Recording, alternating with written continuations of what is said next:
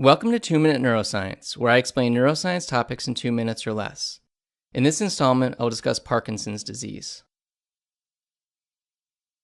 Parkinson's disease is considered a neurodegenerative disease because it involves the degeneration and death of neurons. It is most frequently seen in adults over the age of 50.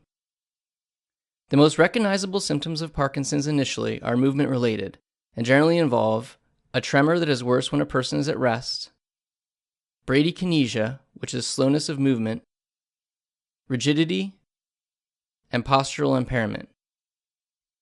Parkinson's patients also often experience non-motor symptoms like cognitive impairment or psychiatric symptoms.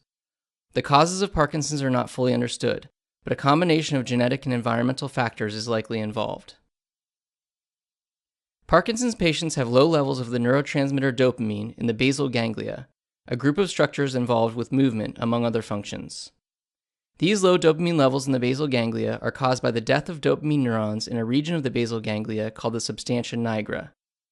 The substantia nigra has high numbers of dopamine neurons, but by the end stages of Parkinson's, patients have often lost more than half of the dopamine neurons in this region.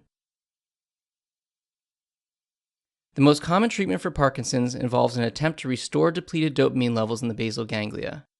Because dopamine does not cross the blood-brain barrier, dopamine cannot simply be administered to a patient. Instead, however, patients can be given a precursor to dopamine called L-DOPA. L-DOPA can cross the blood-brain barrier and is used by the brain to synthesize more dopamine. This can lead to improvement in the motor symptoms of Parkinson's, but L-DOPA does not halt the neurodegeneration that occurs in Parkinson's disease. And long-term use of L-DOPA can cause a number of side effects, including movement-related problems. So it's not a cure for the disease, and other treatments are still being explored.